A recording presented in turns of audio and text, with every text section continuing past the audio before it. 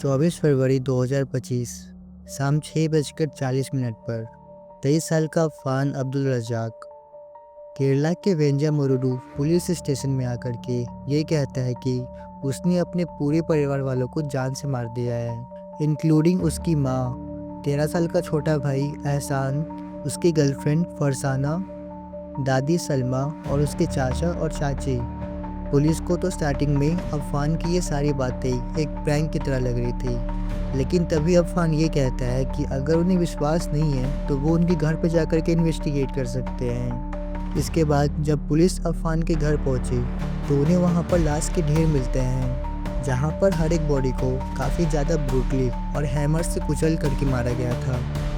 लेकिन अब यहाँ पर क्वेश्चन ये उठता है कि क्या वजह रहा होगा अफान को ये क्राइम करने का। क्या था उसके दिमाग में, पैसा या फिर नफरत या फिर ऐसा कुछ और जो हमें समझ में नहीं आ रहा। So everything about this case we will discuss in this video. 24 फरवरी की सुबह 10 बजे अफान सबसे पहले तो अपनी बाइक से अपने घर पेरूमुला से लगभग 20 किलोमीटर दूर पेंगोडे में अपनी दादी के घर पहुंचता है और वहां पर जाने के बाद अपने साथ लाए हुए हथौड़े से उन पर हमला करना चालू कर देता है और उन्हें तब तक मारता है जब तक उनकी सांसें नहीं उखड़ गई।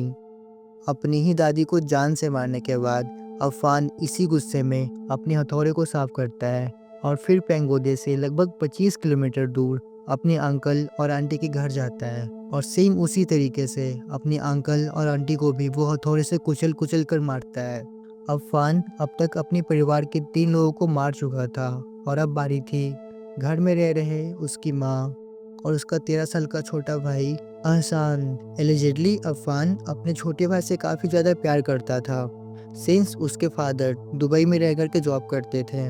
इसलिए घर की सारी जिम्मेदारी अफान को ही करना पड़ता था। इसके बावजूद भी उसके दिमाग पर इस गुस्से का फितूर इस कदर हावी था कि अपनी दादी और चाचा और चाची को जान से मारने के बाद वो अपने 13 साल के छोटे भाई एहसान को सबसे पहले तो बाहर रेस्टोरेंट में लेकर के जाता है और फिर वहाँ बड़ी प्यार से उसे खाना खिलाता है और फिर घर ला करके उसे एक साइको की तरह उसके सर पर पीछे से वार करता है और बड़ी ही बेरहम तरीके से उसे भी जान से मार डालता है।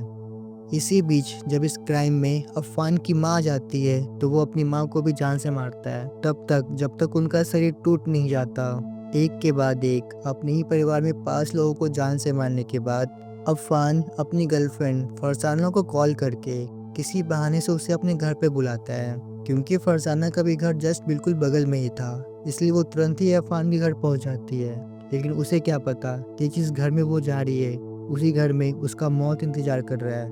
और जैसे ही फरसाना इस घर में एंटर होती है अफान उस पर टूट पड़ता है और इसके चेहरे को बुरी तरीके से हथौड़े से कुचलकर मार डालता है।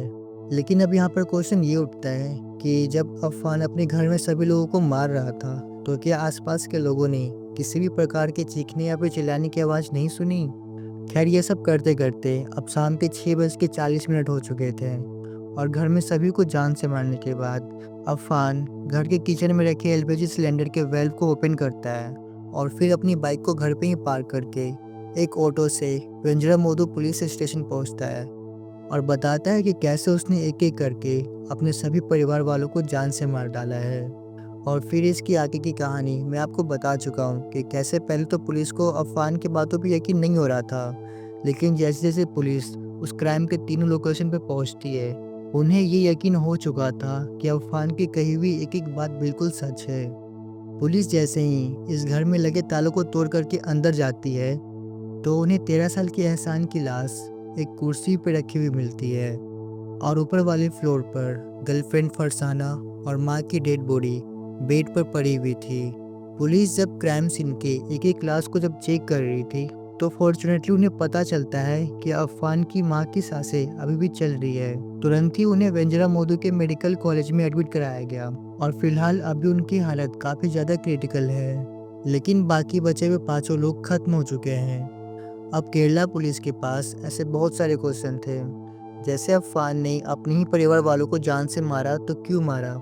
इसमें वो बताता है कि उसके फादर जो दुबई में रहते हैं उन्होंने दुबई में ही एक बिजनेस स्टार्ट करा, but due to some reasons उन्हें उस बिजनेस में लगभग 75 लाख रुपए का घाटा लग गया और इसी वजह से उसकी पूरी फैमिली 75 लाख रुपए के कर्ज में डूब चुकी थी।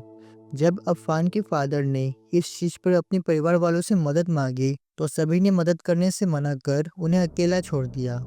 इसलिए इसी गुस्से में अफ़ान अपने पूरे परिवार वालों को जान से मार डालता है और घर में रखे एलपीजी सिलेंडर के वाल्व को ओपन कर देता है,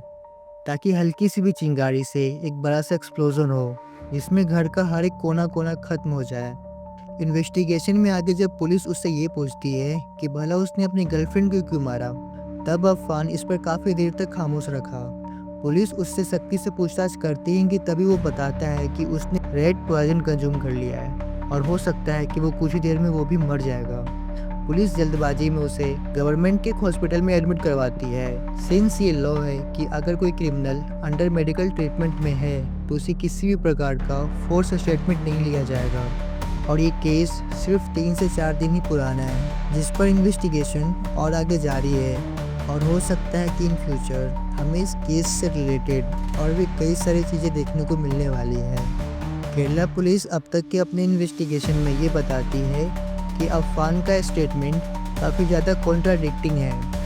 और साथ ही साथ उसके ब्लड में ड्रग का भी कंजप्शन पाया गया है। तो शायद हो सकता है कि इसी ड्रग के नशे में अफ़ान ने अपने पूरे परिवार वालों को जान से मारा होगा। इस तरीके का केस हमें ये याद दिलाता है कि कभी-कभी हमारा सबसे अपना हमारा सबसे बड़ा दुश्मन बन जाता है। फिलहाल ये केस अंडर इन्वेस्टिगेशन है और होपफुल है कि हमें कोर्ट की तरफ से जल्दी ही इस केस पर कोई अपडेट देखने को मिलने वाला है। So thanks for watching this video and do subscribe this channel for more upcoming videos.